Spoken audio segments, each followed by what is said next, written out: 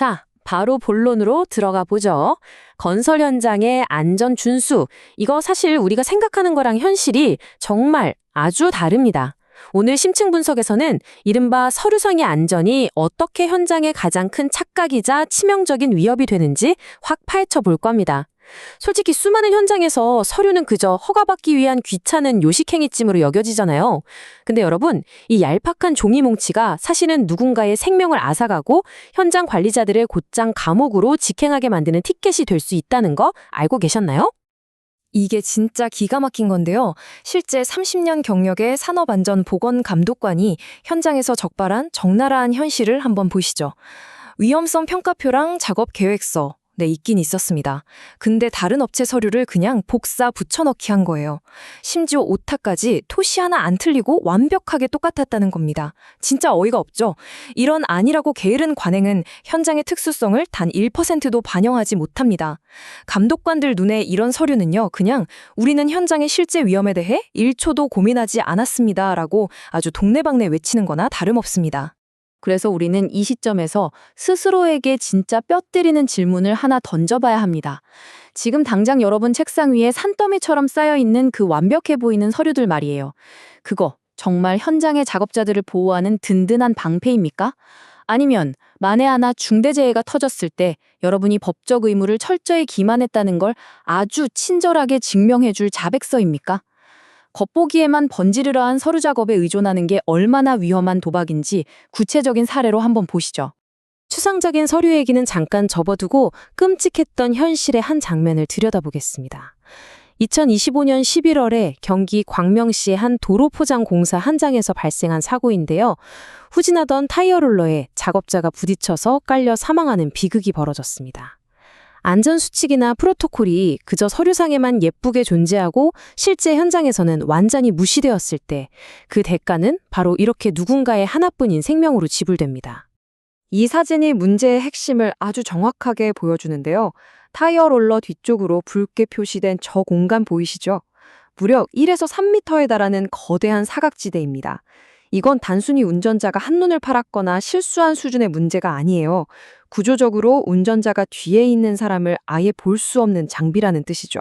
그렇기 때문에 이 장비 뒤에는 무조건 반드시 위험을 통제할 유도자, 즉 신호수가 배치되어야만 했습니다. 하지만 사고 당시 그곳의 유도자는 그림자도 보이지 않았죠. 근데 여기서 진짜 충격적인 건 바로 서류와 현실의 치명적인 단절입니다. 관할 구청이랑 경찰서에 제출된 도로공사 신고 서류를 보면요. 오후 5시까지만 안전하게 작업하겠습니다 라고 명시되어 있었어요. 서류상으로는 완벽하죠. 하지만 현실은 어땠을까요? 한창 사람들 퇴근하는 시간인 오후 6시 40분까지 공사가 무리하게 강행되었습니다. 서류상으로는 진작에 끝났어야 할 위험한 현장에서 신호수조차 없이 작업이 계속되었고 결국 참사로 이어졌죠. 공식적인 보고와 실제 운영이 이렇게 엇갈릴 때 서류는 여러분의 거짓말을 증명하는 최악의 빼박 증거가 됩니다. 자, 그럼 첫 번째 파트, 유해 위험 방지 계획서의 막중한 무게입니다. 바로 넘어가 보죠. 이 계획서는 공사 시작 전부터 모든 위험을 파악하고 대책을 세워야 하는 법적으로 꽉 강제된 엄격한 청사진이자 생명줄입니다. 그럼 도대체 어떤 현장들이 이걸 무조건 제출해야 하느냐? 지상 높이 31m 이상의 아찔한 건축물, 연면적이 무려 3만 제곱미터가 넘는 초대형 현장, 최대 지간 길이가 50m 이상인 거대 교량, 그리고 깊이 10m 이상의 아주 위험한 굴착 공사 현장 등이 포함됩니다. 규모가 엄청나죠. 이런 대규모 프로젝트들은 한 번 사고가 났다 하면 대형 참사로 이어지니까 국가가 직접 나서서 계획 단계부터 아주 털털 털어서 검열하겠다는 뜻입니다. 그러니까 여기서 정말 중요한 포인트는 이겁니다. 이 승인 절차를 대충 가볍게 여겼다가는 파멸적인 결과가 찾아온다는 거죠. 아, 귀찮아 하고 안 내면요? 최대 1,000만 원 이하의 과태료를 맞습니다. 근데 여기서 끝이 아니에요. 만약 심사를 제대로 안 받거나 부적격 판정을 받아서 국가가 당장 현장 전면 작업 중지해라고 명령했는데도 무단으로 착공을 강행한다? 와, 이러면 최대 5년 이하의 징역형이나 5천만 원 이하의 벌금이라는 엄청난 형사처벌을 받게 됩니다.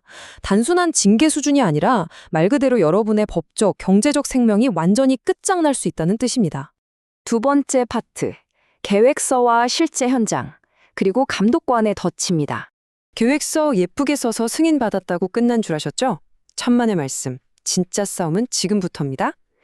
30년 경력의 베테랑 산업안전보건 감독관들이 현장에 들이닥쳐서 가장 날카롭게 파헤치는 이른바 구라서류 적발 노하우를 한번 볼까요? 승인된 계획서에는 전담 CCTV 빵빵하게 달겠습니다. 해놓고 실제 현장 가보면 카메라에 카자도 없고요.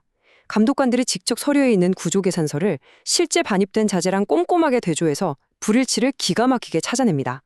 게다가 도면에는 똑하네 그려져 있는 화재 방어막이 현장엔 누락된 거? 귀신같이 잡아내죠. 명심하세요. 완벽하게 써낸 계획서는 현장과 동기화되지 않는 그 순간 곧바로 여러분 스스로의 목을 조르는 덫이 되어버립니다. 그럼 법원에서는 이 상황을 어떻게 볼까요? 2023년 창원지방법원의 실제 판결문 내용입니다. 단순히 사무실 캐비넷에 서류를 예쁘게 꽉꽉 채워 넣는 식의 형식적인 의무 이행은요, 법정에 가면 진짜 휴지 조각에 불과하다는 걸 너무나 명확히 보여줍니다. 재판부가 바보가 아니거든요. 실제 권한과 예산이 투입됐는지, 그리고 그게 현장에서 제대로 작동했는지를 봅니다. 껍데기뿐인 서류상의 안전, 법정에서는 절대 여러분을 지켜주지 못합니다. 자, 그럼 우린 어떻게 해야 할까요? 세 번째 파트, 법적 책임을 확실하게 막아내는 3단계 방어선입니다. 가짜 서류가 우리를 올가매는 위협이라면 우리는 서류와 현장을 완벽하게 일치시켜서 절대 뚫리지 않는 객관적 면색 시스템을 만들어야 합니다. 바로 이 3단계 방어선 프레임워크가 그 답이죠. 이건 그냥 골치 아픈 서류 작업이 아닙니다. 시간의 흐름을 따라 현장의 안전이 진짜로 실시간으로 작동했다는 걸 팩트로 증명하는 시스템이에요. 작업 전 서류 방어선, 작업 중 현장 방어선, 그리고 작업 후 기록 방어선. 현장 소장님이나 관리 감독자라면 무조건 이 세 가지 기동을 세워서 자신만의 완벽한 알리바이를 만들어내야만 합니다. 각 단계를 구체적으로 뜯어볼까요? 첫째, 작업 전에는 특화된 작업 계획서랑 사전 작업 허가서, 즉 PTW를 확실하게 받아둬야 합니다. 장비 이력 점검표도 잊지 마시고요. 둘째, 작업 중에는 서류에 쓴 내용이 현장에 그대로 있는지 무조건 사진과 영상으로 쾅 박아 남겨야 합니다. 통제띠는 제대로 쳤는지, 유도자는 지정 위치에 서 있는지, 가스 측정기는 생생 잘 돌아가고 있는지 객관적인 렌즈로 담아두는 거죠. 마지막으로 작업 후에는 근로자의 자필 서명이 꼭 들어간 TBM 일지를 남기고요. 문제가 있던 부분은 어떻게 고쳤는지 비포와 애프터 사진으로 싹 다 기록하십시오. 특히 여기서 제일 중요한 거 하나, 감리원의 완벽한 법정 면책을 보장받으려면요. 이 모든 과정을 매월 1회 이행 확인 점검을 통해 공식적으로 검증해야 합니다. 이건 선택이 아니라 절대 양보할 수 없는 최후의 방패입니다.